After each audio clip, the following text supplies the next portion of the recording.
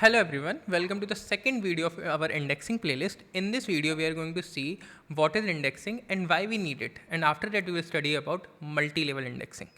In the last video, what we have seen is that 3 rows are required for one blocks. So how we computed it, that each row is going to consume approximately 32 bytes and each block is going to be of 100 bytes. And after that, we have divided this particular data. We figured it out that each block is going to have approximately 3 rows. Now we'll just take this assumption in our mind and we'll do our computation. After that, let's say our rows are going to be increased. Okay, let's say like people have inserted more data into our databases in the student table. Now what will going to happen? We have 300 rows. That means that we are going to use 100 blocks. Now what is going to happen? Let's say in our production scenario, they are going to be 30,000 rows. It means that we have to use approximately 10,000 blocks to store the data. When we are going to store the 10,000 blocks, and let's say we have to do some searching. When we are going to perform a searching, it is going to be a linear search. We will going to traverse on each and every block, and then we will able to figure out that this particular row will exist or not in our database. And that is going to be a very slow operation, because we are going to search on a 10,000 blocks every single time when there is going to be a read operation. So we need to optimize our searching. So that's why indexing comes in role. You can assume indexing, let's say that there is a book. In that book, you want to study the chapter number 4.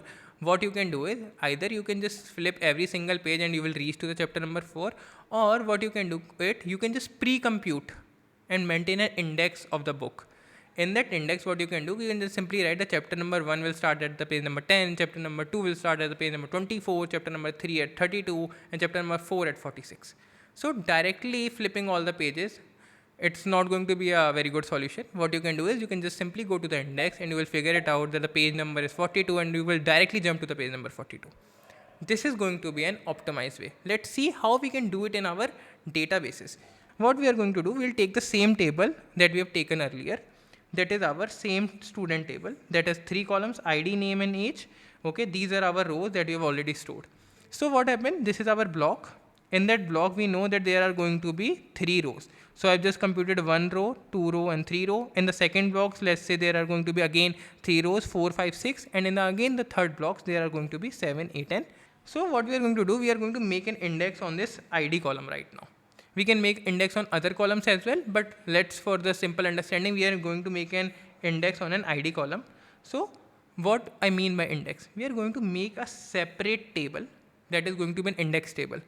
Of course, this table is going to take some extra space as well. We are going to compute it as well, that how much searching we are going to do with the help of this indexing. We'll see it. In the index table, I'm just going to save 2 columns. That is going to be ID, that is the same ID, and second one is going to be our pointer.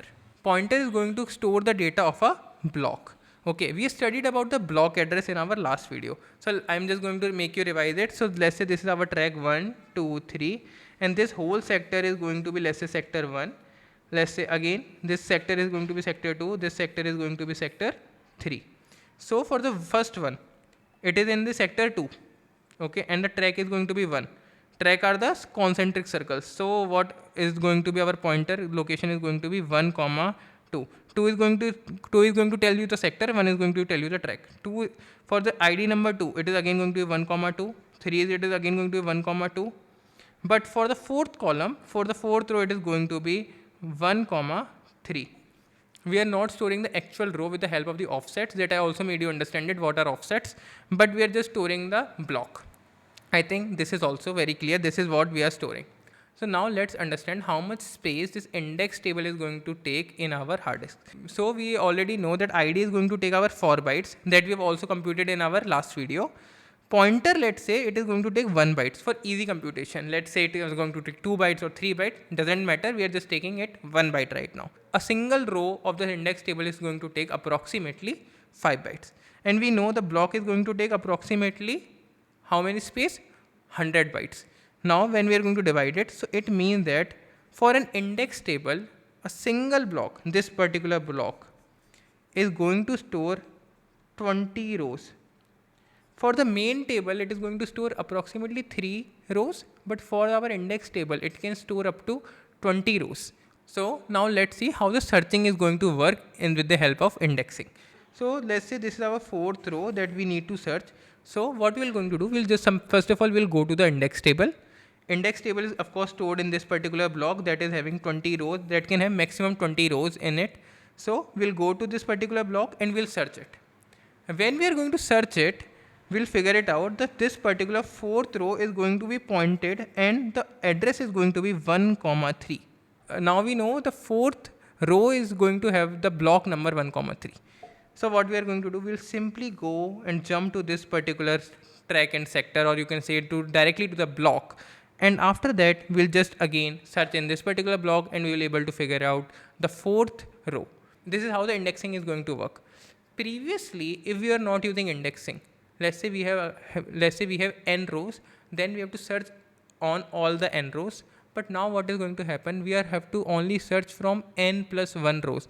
First block is going to be of our index block. The second block is going to be our main block. Okay, in the index block we have 20 rows, and in the next block we have only 3 rows. So let's say if we compute the rows as well, then we have already only computed 23 rows.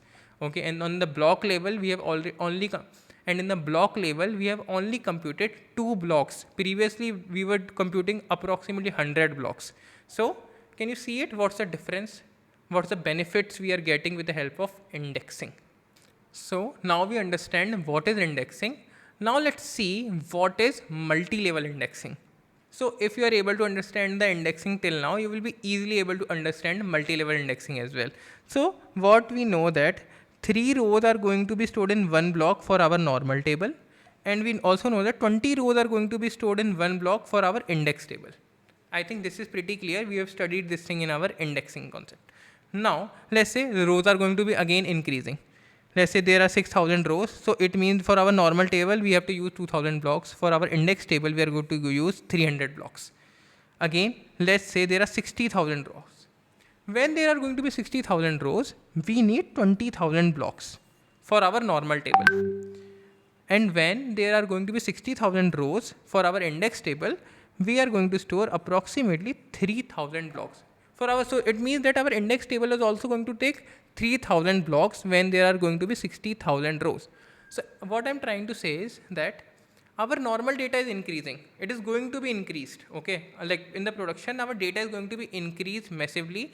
So when our data is going to increase in our production, let's say we reach to 60,000 rows. So it means that our indexing table is also increasing. But then there will be a time we'll figure it out that our indexing is also becoming slow. So for that, to make our indexing still very fast, what we are going to do, we are going to make an index over an index. Okay, so first of all, what we are going to do, we are making an index over a table. Okay, so let's say our table is student, so make an index. So let's say the index table is going to be like index table 1. Now what we are going to do, we are going to make an index over an index table 1. Okay, so this is our first student table. This is our first index. And now we are going to make an index over the second index table 1. This is our index table 1. And what we are going to do, we are going to make one more table, index table 2. Okay, this is something that we are going to do, and this is something known as multi-level indexing. We are going to index over our index table, and this is so on. So let's say our data is in millions now, then we are going to perform many levels of indexing. So the basic logic behind them is going to be same that we were previously using. These first 3 rows are going to be in the same block. These data is going to be in the same block. Now what is going to happen? This particular rows are going to be in the same ID. This particular data is going to be in this particular data is going to be here. This is how our multi-level indexing is going to work. Remember, the first layer of indexing is known as the dense index. When we move to the other layers, okay, so let's say this is our student table, and after that we will move to the first layer, that is known as a dense index, and after that when we move to the third layer, that is known as a sparse index table. After that, every other table is going to be a sparse index. Okay, the first one is going to be a dense index because it has all the rows. Now let's move to the last part of the video. Let's say that this is my database, and the database has, let's say, 1 lakh entries. Now what we'll do, we'll first of all make our dense index. So dense index will have the same number of the entries as our database. After that, what we are going to do, we are going to move to our sparse index layer. Sparse index layer is layer when we are going to make our sparse index layer, when because our database is having so much data. That's why we have to make our sparse index. So what will going to happen? This sparse index is going to contain the group of IDs. Okay. So let's say there are number ID 1, 2, 3. So in the sparse index, we are going to say the group of ID is going to contain with one single row. Okay. The 1 is going to contain 1, 2, 3, something like this. So let's say if I have to do searching here, let's say I have to find the room number 4. So first of all, we will go to this particular range. Let's say it will contain the number from 0 to 100. Okay. We'll go here. After that, it says that I contain the number between 0 to 50. I contain the number between 50 to 100. So we will go 0 to 50 here. After that, this particular says that 0 to 50 belong to this particular area. Okay, this particular section. Then we'll traverse here and we'll able to figure out the 4th row. So can you see it is a log n operation? Is it giving you a tree-like structure feeling? So I just rotate it. So see this is giving a feeling of a child node. After that we move forward. This is a parent node. After that it can become a root node. I think after rotating it, it is giving you a feeling like a tree-like structure. So actually they are known as M-way search trees. Okay, we are going to see these M-way search trees in our next video. And these M-way search trees are very related to B trees and B plus trees that are actually used in indexing. And we are going to see it. One more important point that I want to mention, till the time that we were discussing, we are only discussing about the things, the rows are going to be inserted, the data is going to be entered in our database. So what we are saying that when the data is going to enter, we are going to enter, let's say there is 1 lakh data. Then we make our dense index. After that, let's say there are 10 lakh data. So we make one more, there is one dense index, and after that we make one more index, something like this. We move to this. Let's say one more index, that is our sparse index. So let's say there is one more data, so we move to one more index. But now take a scenario when the data is decreasing. Okay, let's say there is first of all 10 lakh data, so we need to have 4 layers. Let's say now we move to 3 layers. So let's say then we have to delete this table as well. Let's say our data is decreasing, then we have to delete this table as well, because we don't need it. They are just taking the extra space in that case. So we need some sort of self-balancing trees. They can increase and they can decrease. So we figured out two things. First of all, that these are M-way search trees, and the trees that we are going to make should be self-balancing. So this combination will lead to our B trees and B plus trees that we are going to see in our next videos. So thank you for watching me, and bye bye.